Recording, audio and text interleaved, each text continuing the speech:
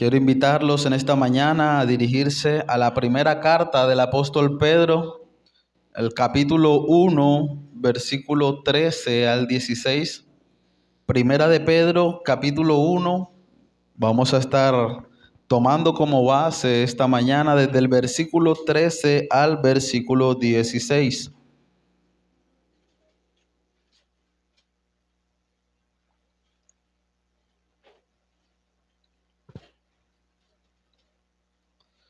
Primera de Pedro, capítulo 1, versículo 13 al 16. Por tanto, ceñid los lomos de vuestro entendimiento, sed sobrios y esperad por completo en la gracia que se os traerá cuando Jesucristo sea manifestado. Como hijos obedientes, no os conforméis a los deseos que antes teníais estando en vuestra ignorancia, sino como aquel que os llamó es santo, sed también vosotros santos en toda vuestra manera de vivir. Porque escrito está, sed santos porque yo soy santos. Antes de adentrarnos en lo que será la exposición del día de hoy, permítanme hablarles un poco del contexto de esta carta. En el texto que hemos tomado como base, se nos habla de unas instrucciones, un llamado, una forma en la que debe conducirse el creyente. Pero para poder entender el llamado que se nos está haciendo, debemos recordar a quiénes se les está hablando. ¿Cuál es la intención de Pedro al momento de recordar estas palabras? Por eso quiero llevarlos de una forma breve al contexto de esta carta. Esta carta fue escrita por el apóstol Pedro a un grupo de creyentes que eran conocidos como expatriados.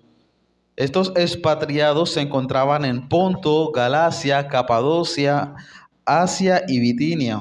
Y se le llaman así expatriados porque son personas que fueron obligados a abandonar sus lugares de orígenes, los lugares donde vivían por causa de su fe.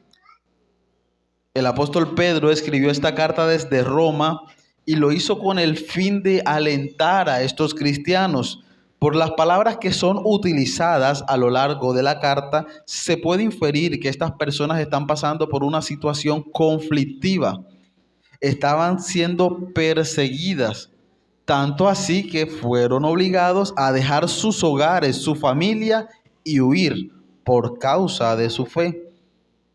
Estaban pasando entonces por una situación conflictiva, caracterizada por pruebas y sufrimiento que estaban padeciendo. Se puede ver un ambiente receloso e intolerante, y esto era así, pues en ese entonces el simple hecho de ser reconocido como cristiano se había convertido en un delito, y un delito que era sancionado y más aún podía pagarse con la muerte.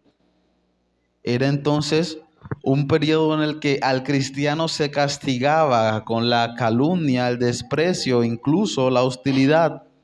Estos creyentes a los cuales Pedro les estaba escribiendo estaban padeciendo todo tipo de ataque y persecución por causa de su fe. Y el futuro no pintaba mejor, ya que unos años después de Pedro haber escrito esta carta, se da una de las más grandes persecuciones contra el cristianismo, y es frente al poder del emperador Nerón. Y es esta situación, mis hermanos, la que lleva a Pedro a escribirle a estos creyentes y les recuerda algo en particular, y es que no deben vivir en preocupaciones, sino mantener viva la verdad que han sido salvados, y su recompensa será en el cielo. El propósito principal por el cual el apóstol Pedro es inspirado a escribir esta carta es el de traer esperanza en medio del sufrimiento. Es el de dar instrucciones para que estos creyentes se conduzcan a pesar de la situación de conflicto que están viviendo, ellos se conduzcan como un creyente, que se conduzcan como es digno durante este periodo de peregrinación. Por eso esta porción de la Escritura corresponde específicamente a una exhortación por parte de Pedro a los creyentes en cuanto a la forma en la que estaban viviendo, la forma en la que se conducen en este mundo. Y entendemos que estas palabras de aliento y exhortación no solo debe ser aplicada entonces para ese grupo de creyentes, sino que el hoy nosotros reconocernos como creyentes también, como cristianos, también aplican para nosotros. Así que de esta forma en la cual nos vamos a estar introduciendo a este sermón, el cual tiene como título Vuestra manera de vivir. Vuestra manera de vivir.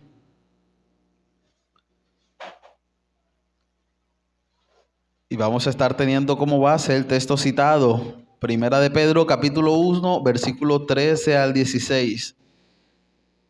Por tanto, ceñid los lomos de vuestro entendimiento, sed sobrios y esperad por completo en la gracia que se os traerá cuando Jesucristo sea manifestado. Mi hermano, algo que debemos resaltar, que llama nuestra atención al momento de iniciar con la lectura del versículo 13, es que comienza diciendo por tanto. Por tanto. Esta expresión entonces indica una conexión con lo que ya ha venido diciendo en los 12 versículos anteriores. Es como si nos fuera presentado un tipo de contraste. Nos habló de algo y ahora nos va a hablar de algo que se debe dar en respuesta a lo anterior expuesto. ¿Y qué es lo que Pedro ha dicho en los versículos anteriores? Bien, el apóstol Pedro en los versículos del 1 al 12 dio una base en la cual edificará lo que dará posteriormente. Pedro nos habla de la obra que Dios ha hecho por sola gracia en el creyente. Nos habla de los grandes beneficios que ahora poseemos por ser creyentes. Nos habla de las bendiciones de las cuales gozamos por ser parte del pueblo de Dios. Es así entonces como describe primero que hemos sido elegidos desde mucho antes de la fundación del mundo, como lo presenta en el versículo número 2. Luego nos muestra cómo Dios por su misericordia nos hizo renacer para una esperanza viva, como lo presenta el versículo 3. También nos muestra la herencia que tenemos y cómo ésta no se encuentra aquí, sino allá en los cielos y está reservada para nosotros, el versículo 4. También señala cómo somos guardados por el poder de Dios. No solo somos escogidos, somos regenerados, tenemos una herencia allá en los cielos, somos guardados, sino que también muestra entonces cómo hemos sido salvados. Pedro lleva a estos hermanos a apreciar la gran salvación que tenemos en Cristo. Y esta expresión entonces, por tanto, indica lo que Pedro va a decir, se constituye una ordenanza. Es una ordenanza ya que tiene un modo imperativo. Pedro primero les recuerda a este grupo de creyentes todas las bendiciones que tienen y luego les va a ordenar conducirse de una forma específica. Y esto se constituye una exhortación. En otras palabras, Pedro les recuerda que ya Dios hizo algo a su favor. Ya tienes una esperanza viva. Gozas de una herencia gloriosa allá en los cielos. Por tanto, debes vivir en este mundo de cierta manera, sin importar las pruebas, sin importar las aflicciones, seguros porque ya has sido salvado. Mi hermano, al igual que este grupo de creyentes, tú y yo también hemos sido objeto de las bendiciones de Dios. Como creyentes somos recipientes de esa misma gracia. Tú has sido escogido, has sido regenerado. Hoy eres conocido como hijo de Dios. Por tanto, tienes una responsabilidad y es conducirte correctamente mientras peregrines en este mundo. Tú has sido escogido por Dios, adoptado. Dios te ha salvado. Por tanto, Y es de esta manera entonces como Pedro pasará a dar 5 exhortaciones, 5 instrucciones, la cual va a mostrar la forma en la que debemos conducirnos mientras estemos militando en este mundo.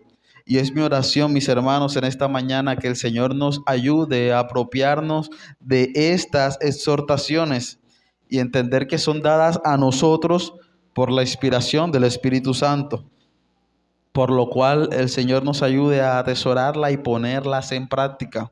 Vamos a estar analizando entonces, mis hermanos, estas 5 exhortaciones, estas 5 instrucciones. La primera es ceñir nuestro entendimiento. Primera, ceñir nuestro entendimiento. Por tanto, ceñid los lomos de vuestro entendimiento. ¿Qué significa ceñir los lomos? Bien, en la época de antes, la vestimenta era una especie de toga o una bata larga que cubría desde el hombro hasta los tobillos. Por sus características, esta toga dificultaba la agilidad al momento de moverse. Entonces, cuando las personas tenían que hacer un trabajo que requiriera gran movimiento, un gran esfuerzo de los miembros inferiores o incluso que tenían que correr, ellos tenían que alzarse la toga hasta la cintura y con un cinturón lo pasaban por la cintura y la amarraban. Allí quedaba formado como una especie de pantalón que ya permitía una mayor agilidad para mover las articulaciones, para mover las piernas. Esa actividad era reconocida como ceñir. Ceñir los lomos era atar su toga a los lomos y que de esta forma estuvieran preparados para poder moverse con agilidad. Cuando el apóstol Pedro hace referencia entonces a ceñir los lomos de nuestro entendimiento, lo que está diciendo es que tu mente debe estar preparada para la acción, que en todo momento debes estar preparado, que nada estorbe tu pensamiento. Y es interesante cómo Pedro nos va a dar instrucciones sobre cómo conducirnos, cómo debemos actuar en medio de este mundo caído, cómo debe ser nuestra convivencia mientras estemos en este mundo, y la forma en la que comienza es con nuestra mente, teniendo una mente preparada. Y es así, mis hermanos, sin duda, porque nuestra mente es lo que posteriormente pasará a abrazar nuestro corazón. La mente es como esa gasolina que impulsa el motor a andar. Romanos capítulo 12, versículo 2 dice: no conforméis a este siglo, sino transformaos por medio de la renovación de vuestro entendimiento, para que comprobéis cuál sea la buena voluntad de Dios, agradable y perfecta. Todo parte, mi hermano, de tu entendimiento. A menos que nuestra mente esté preparada, no vamos a poder entender la voluntad de Dios. Recuerde la situación que está viviendo estas personas. En medio de qué conflictos se encontraban. Pedro les dice: prepara tu mente para entender que eso que estás viviendo es la voluntad de Dios. Y ciertamente se requiere una preparación, mi hermano, porque si en tu mente no entiendes la voluntad de Dios, no vas a aceptar ninguna situación. Si tu mente no es preparada, y allí implica la participación del Espíritu Santo, si éste no prepara tu mente para entender la voluntad de Dios, jamás la comprenderás. Como dice los Romanos, para los que no creen en Dios, todo eso será locura. Si tu mente no está preparada para entender la voluntad de Dios, para ti eso será una locura. Estos expatriados pensarían que lo que Pedro le estaba diciendo es locura. Me están persiguiendo, tuve que dejar a mi familia, no tengo un lugar a donde ir. ¿Cómo me dices que esté tranquilo? ¿Cómo puedo estar confiado si no tengo ni dónde ir? Debes tener tu mente preparada para entender qué es la voluntad de Dios. Recuerden la situación que están viviendo estas personas. Pedro les dice, prepare su mente para entenderlo. No dejen que eso dañe su mente. No piensen solo que Dios ya hizo algo por ustedes. Recuerden que Él los guarda y ya tiene un tesoro en el cielo. Así que no pierdan tiempo pensando en esas cosas que no son para nada provechosas. ¿Cuántas son las cosas vanas en las que perdemos tiempo pensando en cada momento? Incluso llegan a afanarnos. Todo parte de nuestro pensamiento. Incluso nos precipitamos en qué nos vendrá el día de mañana, olvidando que también eso ya lo ha preparado el Señor. Si tú no tienes tu mente preparada para entender que descansas en la soberanía de Dios, vivirás en todo tiempo afanado por Él ahora. Y es algo que es difícil realmente y nos cuesta, que debemos luchar porque nuestra mente puede estar en todo momento expuesta. Es más, basta que te digan, tengo algo que decirte, para que enseguida empieces a pensar todo lo que tú has hecho a lo largo de toda esta semana, a ver qué te pueden decir. Todo parte entonces de allí. ¿Cuántas son entonces las cosas en las que perdemos tiempo pensando? Te hago la pregunta, mi hermano, ¿en qué es lo que te dedicas mayor tiempo a pensar? ¿Acaso es en las cosas que tienes pendiente por pagar? ¿En las dificultades que estabas pasando? ¿En las redes sociales en que no tengo para salir hoy? ¿Qué voy a hacer mañana? ¿En qué ocupas tu mente? Filipenses capítulo 4, versículo 8 dice, por lo demás, hermanos, todo lo que es bueno, todo lo que es verdadero, todo lo honesto, todo lo justo, todo lo puro, todo lo amable, todo lo que es de buen nombre, si hay virtud alguna, si algo digno de alabanza, en esto pensad. Pablo nos da una lista de las cosas en las que debemos ocupar nuestra mente. Todo lo que es digno de alabanza, si no es digno de alabanza, deséchalo. No pierdas el tiempo pensando en eso. Déjaselo al Señor. Pedro nos exhorta a atar nuestra mente, a no pensar en sufrimiento ni en banalidades, sino a entender que todo lo que ya el Señor hizo, a pesar de nuestra condición, que ya Él obtuvo una salvación por nosotros. Pensemos solamente en las virtudes y en los beneficios que ya Dios nos ha otorgado. ¿Es esto lo que hace Pedro?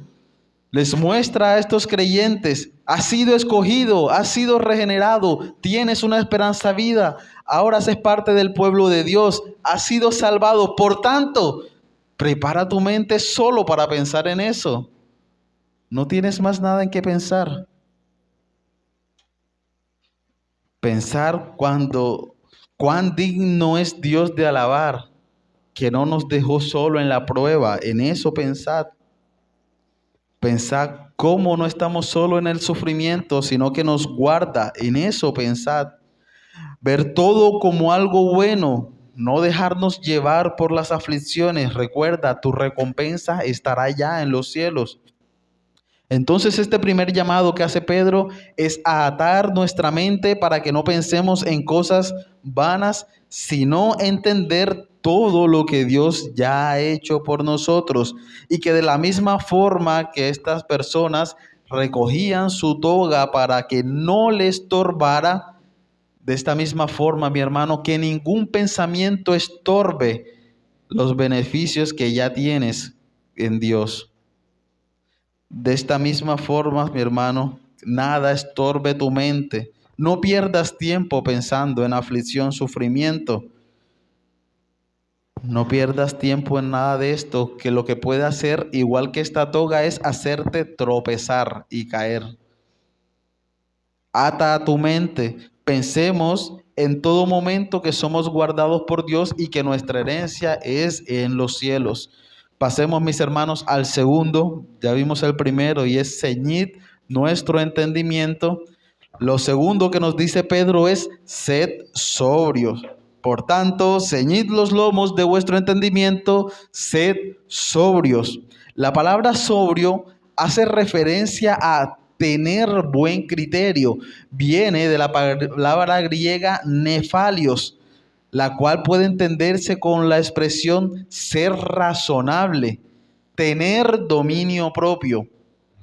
Literalmente traduce aquel que está libre de productos embriagantes, pero realmente la idea que transmite es de alguien que tiene dominio de sí, que tiene control. Posee entonces una interpretación moral y es aquel que está al control absoluto de sus emociones, que no es esclavo de las decadencias, ni mucho menos de los estados emocionales. Y es lamentable y contrario a la Escritura ver creyentes que todo el tiempo, el día de hoy, están pidiendo disculpas con palabras como no quería hacerlo, no quise decirlo, esa no fue mi intención, ya que demuestra entonces que no hubo un dominio propio, no hubo un control de sus emociones. Es que me dio mucha rabia, me dejé llevar por la ira. Si este es tu caso, mi hermano, déjame decirte que no estás siendo sobrio, te estás dejando llevar por las emociones.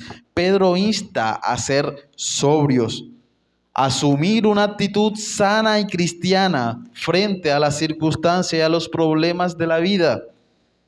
Todos nosotros somos llamados a tener dominio propio y esto transmite a una idea de ser disciplinados, controlados, ser moderados y modestos en la forma de hablar, de actuar, en la forma en que reaccionamos, en la forma en la que nos conducimos como creyentes. No podemos sacar de nuestra mente, mi hermano, a quiénes se le está dirigiendo esta carta. ¿A quién le está escribiendo Pedro y cuál es la situación que ellos están pasando? ¿Cuál pudiese ser su reacción al momento de ver que asesinan a un compañero de ellos? ¿Cómo reaccionaría usted si lo sacan de su hogar y lo tildan como un criminal solo por decir que cree en Dios? ¿Cuál sería su reacción? Pedro les dice a ellos, sed sobrios. No actúen basados en sus emociones. Actúen con cordura, es lo que dice Pedro. Que nuestras emociones, mis hermanos, no nos lleven a reaccionar de una manera inapropiada. Que por estar pasando por aflicción, por sufrimiento, voy a perder la cordura. No, recuerda, ten dominio propio. Y esto muestra una sincronía entre las palabras que está expresando Pedro. Y llama la atención el orden que puede estar llevando. No puedes tener un dominio propio, no podrás tener control de tus emociones si no tienes una mente preparada para poder hacerlo. Entonces, primero, ten tu mente preparada para que ante cualquier tipo de situación, ante cualquier tipo de emoción, puedas responder con dominio propio. Y esto también nos lleva, mis hermanos, en este mismo orden a la tercera, y es esperar por completo. Por tanto, ceñid los lomos de vuestro entendimiento, sed sobrios y esperad por completo, que en la gracia que se os traerá cuando Jesucristo sea manifestado.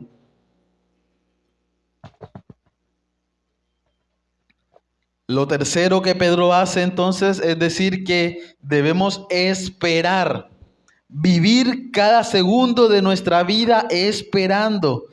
¿Esperando qué? Esperando eso que se nos ha prometido, eso que será manifestado el día que Cristo venga. El cristiano debe vivir cada momento de su vida esperando, así como lo dijo nuestro Señor Jesucristo, esperando esa manifestación que Él dijo que haría. Esperar cada segundo de nuestra vida ese glorioso día en el que el Señor vuelva. Y esto se constituye el concepto central de este versículo, ya que este llamado es completamente complementado con los dos anteriores. Recuerde la sincronía que llevamos, debemos esperar ese día. Y para lograr esto debemos preparar nuestra mente para que nada estorbe esto, para entender que habrá un día en el que el Señor volverá y tener dominio propio para comportarnos correctamente hasta que ese día llegue. Mis hermanos, como creyentes debemos vivir nuestras vidas esperando y anhelando la venida del Señor.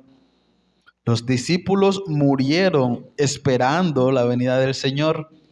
Los apóstoles vivieron anhelando cada día la venida del Señor y entregaron sus vidas esperando al Señor. La iglesia primitiva, cada uno de los creyentes murieron esperando el día en el que el Señor venga. Y de esta misma forma, mi hermano, no sabemos cuándo será, no sabemos cómo, pero debemos esperar este día.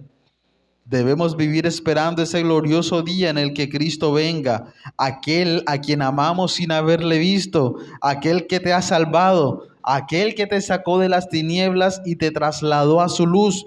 No importa la persecución, no importa la adversidad, el sufrimiento, no importa si mueres esperando. Debes estar enfocado en la esperanza y es una esperanza viva, recuerda. Y es esto algo de lo que Pablo estaba seguro cuando dice en Romanos capítulo 8, versículo 18. Romanos capítulo 8, versículo 18. Pues tengo por cierto que las aflicciones del tiempo presente no son comparables con la gloria venidera que en nosotros ha de manifestarse. Pablo esperaba esa gloria que habría de manifestarse cuando Cristo venga por segunda vez. Y solamente tiene algo seguro, algo cierto, y es que nada de lo que estamos viviendo se comparará.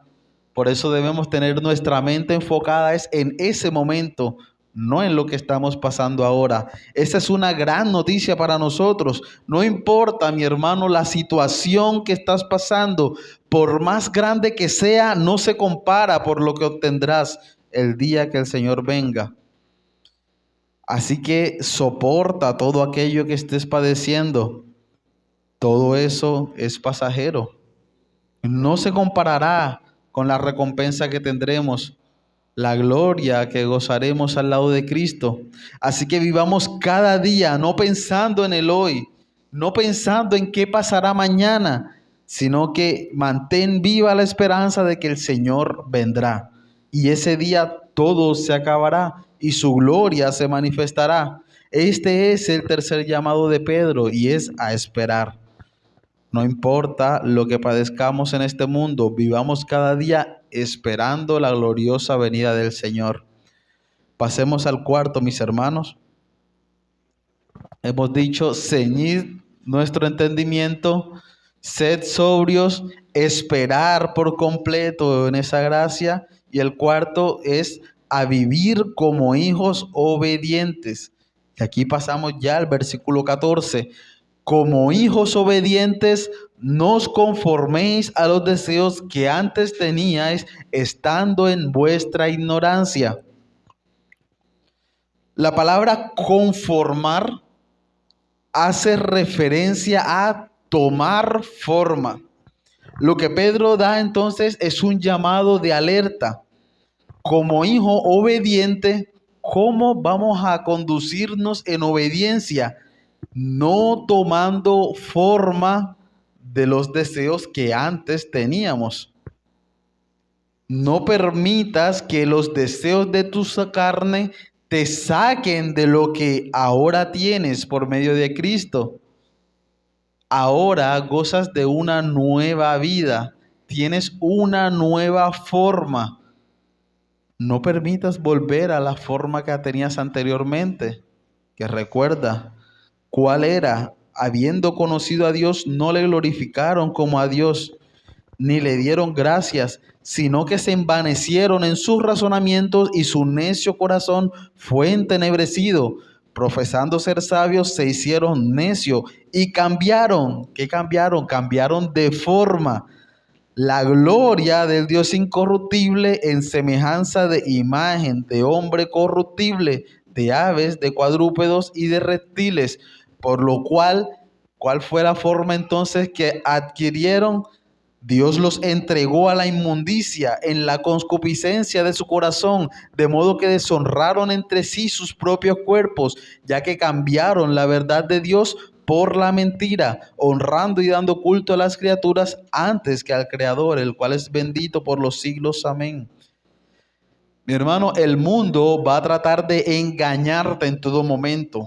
Recuerda, de hacerte tropezar. ¿Para qué? Para que vuelvas a Él. Por eso debes tener una mente preparada. Ceñid los lomos para que nada estorbe. Ser sobrio, tener control de tus emociones, tener control de ti.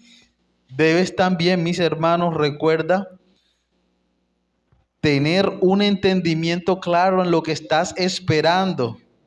Y solo de esta forma podrás vivir en obediencia. Recuerda que tu naturaleza ahora es otra.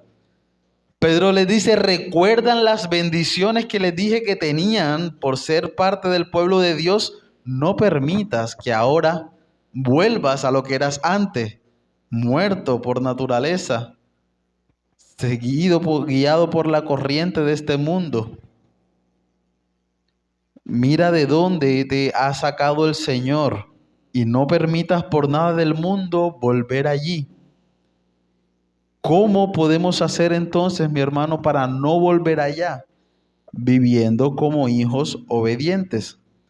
Ahora conocemos la verdad de Dios, conocemos su voluntad. Debemos procurar entonces hacerla en cada momento, cumplir su voluntad y de esta manera agradarle en todo. Una de las formas en la que podemos demostrar que somos hijos de Dios es que trataremos de vivir conforme a Él. El salmista lo expresa de la siguiente manera, Salmo 143, versículo 10. Salmo 143, versículo 10. Enséñame a hacer tu voluntad, porque tú eres mi Dios. Tu buen espíritu me guíe a tierra de rectitud. Parte entonces de un entendimiento. Si conocemos la voluntad de Dios, debemos entonces ser guiados por el Espíritu y cumplirla. Eso es lo que debemos anhelar cada día, conocer la voluntad de Dios para poder hacerla, no para que se quede solamente en nuestro intelecto. Ciertamente, por medio de nuestra obediencia, podemos demostrar también el poder del Evangelio. Y la gente alrededor nuestro podrá ser beneficiado del Evangelio a través de nuestro actuar. Este cuarto llamado, mis hermanos, es entonces a vivir como hijos obedientes y no permitamos entonces tomar la forma del mundo. A pesar de lo que puedas estar viviendo, no respondas como el mundo responde. No respondas como alguien que no conoce al Señor. No respondas como un ignorante. Dice Pedro, no os conforméis a los deseos que antes tenías estando en vuestra ignorancia. Antes estabas en la ignorancia, no conocías la verdad, no conocías a Dios. Ahora que lo conoces, conoces su voluntad, debes vivir entonces conforme a ella. El cuarto llamado entonces a vivir como hijos obedientes y no permitir tomar la forma del mundo, sino, y aquí nos pasa a Pedro a mostrar un contraste, ya nos dijo cómo no debemos vivir, cómo no debemos tomar la forma del mundo, cómo no debemos volver a esa naturaleza que teníamos antes. sino ¿cuál debe ser nuestro actuar? Pasamos al número 5 y es vive en santidad. 5. Vive en santidad. Sino como aquel que os llamó es santo, sed también vosotros santos en toda vuestra manera de vivir.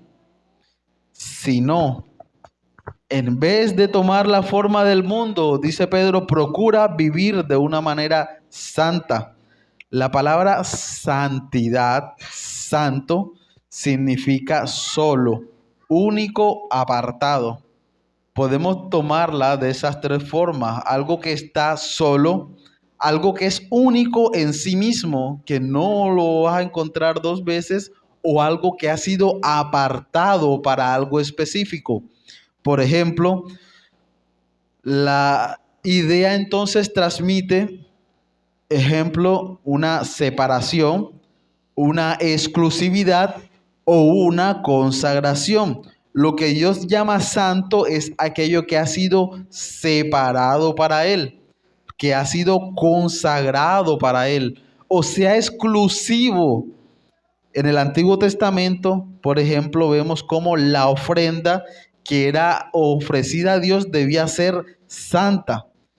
Y lo que la hacía entonces santa es que desde que nace es criado el cordero y es apartado. Ya tú lo apartas para ser ofrecido en sacrificio a Dios. No lo crías junto con los demás, ya lo has apartado a ese en específico. También otro ejemplo, cuando hablamos de el día santo, el Señor en su creación dice que el séptimo día lo santificó. ¿A qué hace referencia? Que de todos esos días Él tomó ese día y lo apartó para Él. Lo santificó, lo apartó. Es exclusivo para Él. Es el día del Señor.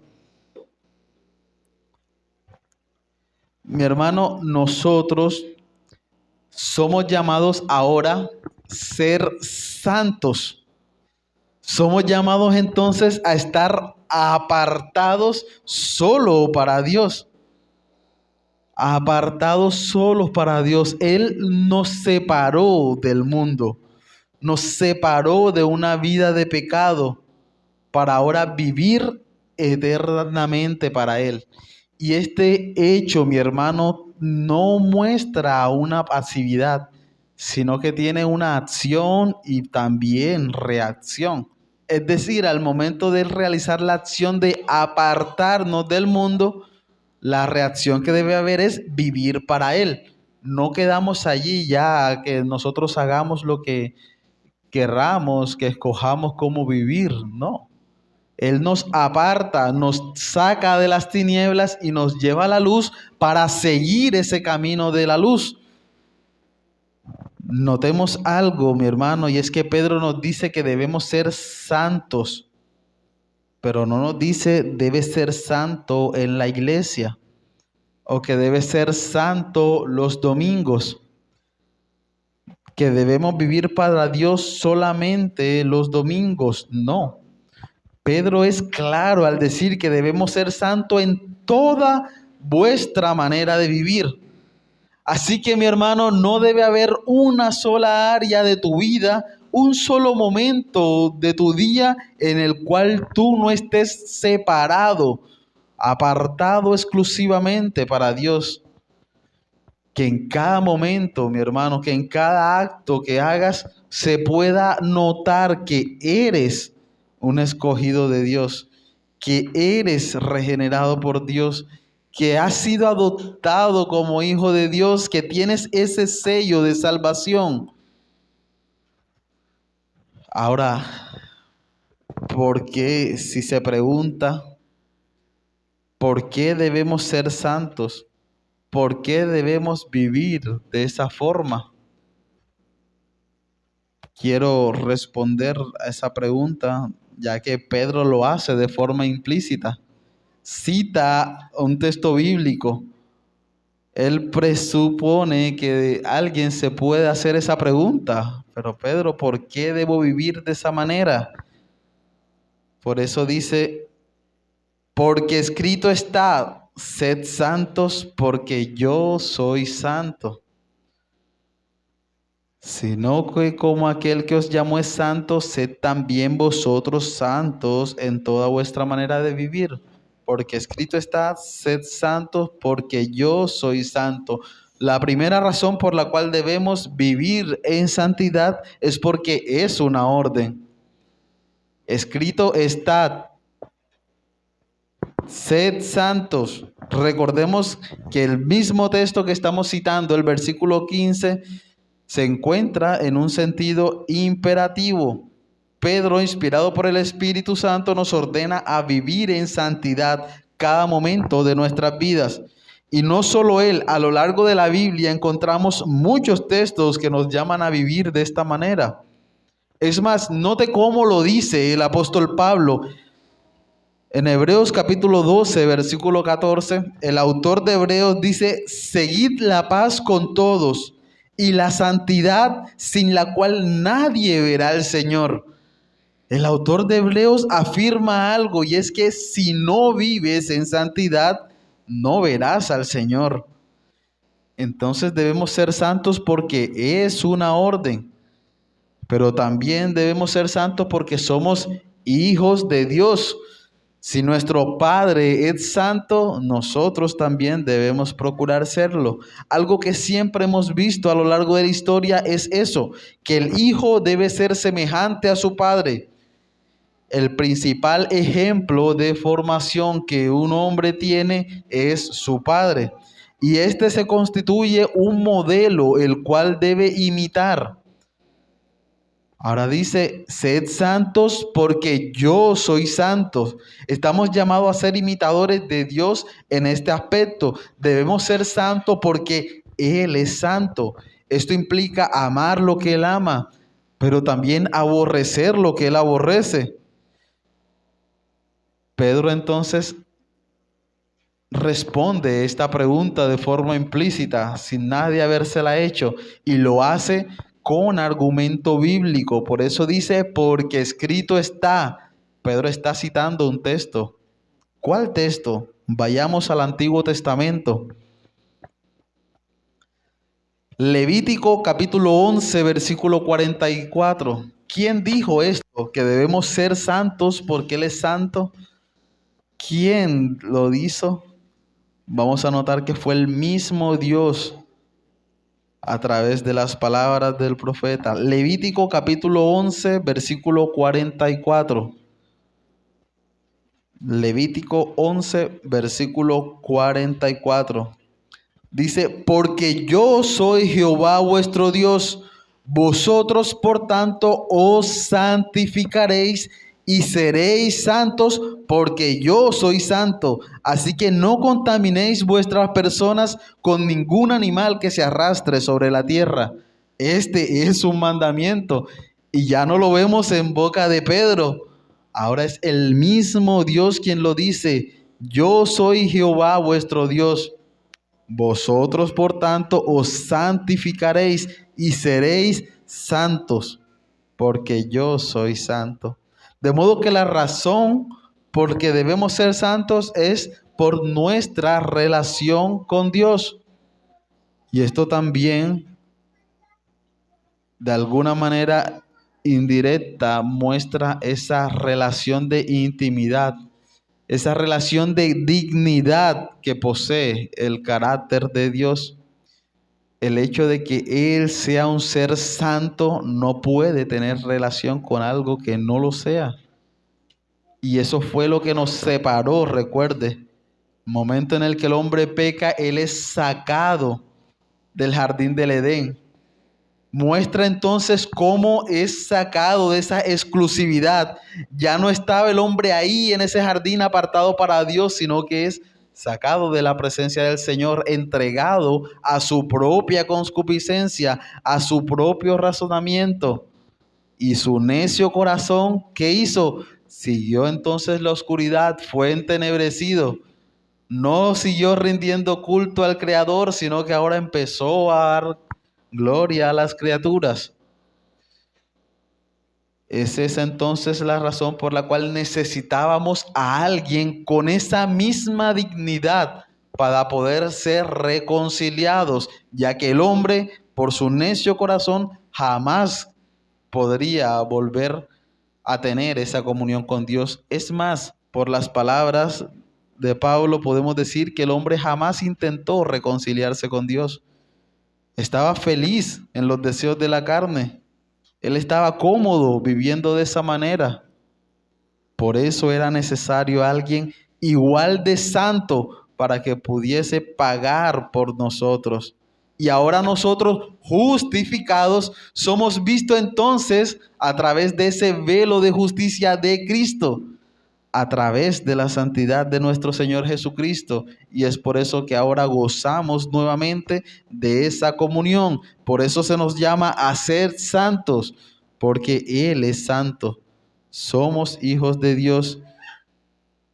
Debemos entonces andar en una relación cercana con Él.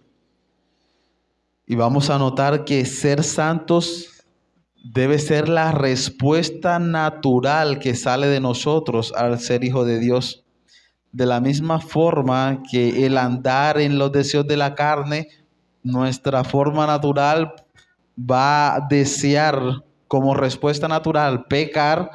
Aquel que es hijo de Dios y anda en el Espíritu, su respuesta natural será agradar al Señor, aborrecer el pecado. No nos engañemos en pensar que es posible disfrutar una relación con Dios, pero sin separarnos del pecado. No, no pensemos que es posible hacer esto, disfrutar de Dios mientras continuamos motivados y guiados por nuestros deseos. Se nos dice en la Escritura que los deseos de la carne son contra el Espíritu y los del Espíritu contra la carne, y estos dos se oponen entre sí para que no hagáis lo que queréis. No hay término medio.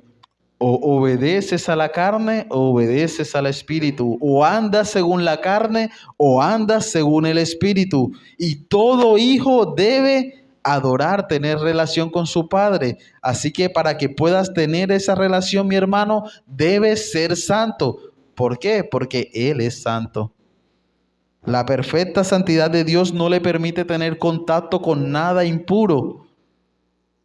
Esto implica entonces que debes separarte del pecado, alejarte de él, alejarte del mundo y vivir cada día por él. Ser santificados por su verdad. Este es el propósito, de hecho, por el cual Cristo vino al mundo. Segundo a los Corintios, capítulo 5, versículo 15.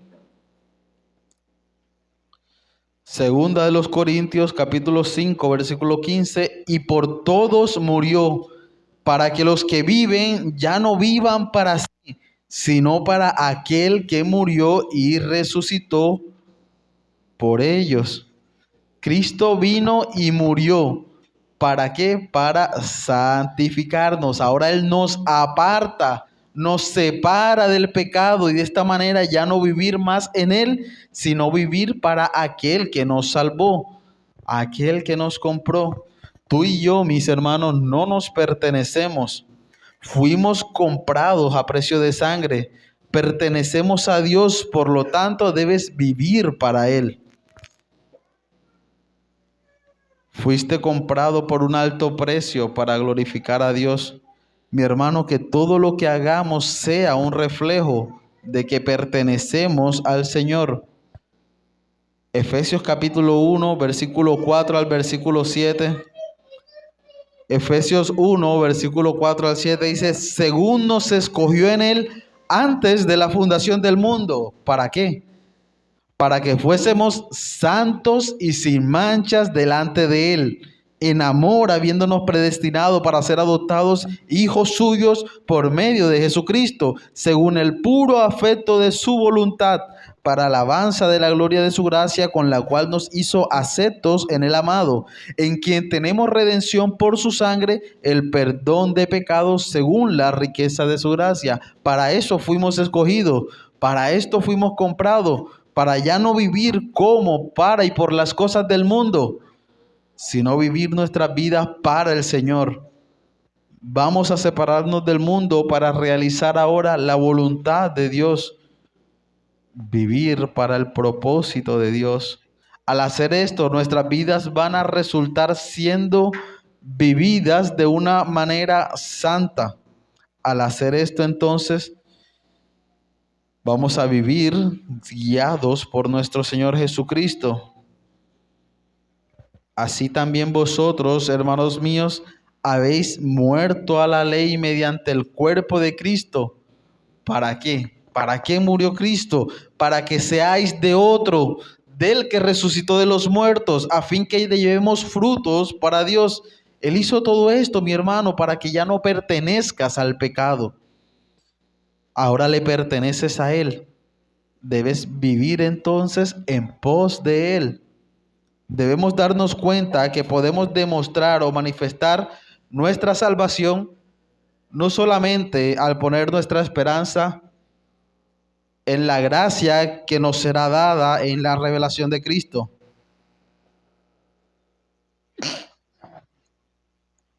sino que también podemos demostrar o manifestar nuestra salvación al vivir vidas santas, vidas separadas del pecado. Mi hermano Pedro da un mensaje de aliento y consolación. Recordemos que debemos pensar no en las aflicciones, no en los sufrimientos, no en la persecución. Nos da un llamado, por el contrario, una exhortación, y es a que la luz de esa maravillosa obra que Dios ha hecho por nosotros nos lleve a tener vidas santas, que nos conduzcamos en este mundo de una manera piadosa. Y es muy importante aclarar que no debemos vivir en santidad para ser salvos, sino que por el hecho de haber sido salvos debemos vivir en santidad. Por eso el orden que Pedro establece, el primero recuerda que hemos sido escogidos, que hemos sido salvados. Por tanto, debes vivir en santidad, no es lo contrario. No es lo contrario. Es muy importante aclarar eso. Dios te ha salvado. Dios te guarda en la fe en cada momento. Dios tiene una herencia para ti. Por tanto, debes vivir pensando solo en las virtudes de Dios y aquello que le da gloria a Él. Dios te ha escogido, te ha separado del mundo, te ha hecho renacer, tienes ahora una esperanza viva, has sido salvado, tienes una herencia allá en los cielos. Por tanto, prepara tu mente en todo momento para que nada te estorbe, para que nada te haga tropezar. Actúa con dominio propio, sed sobrio.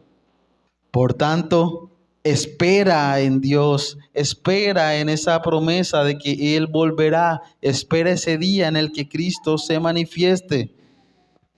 Por tanto,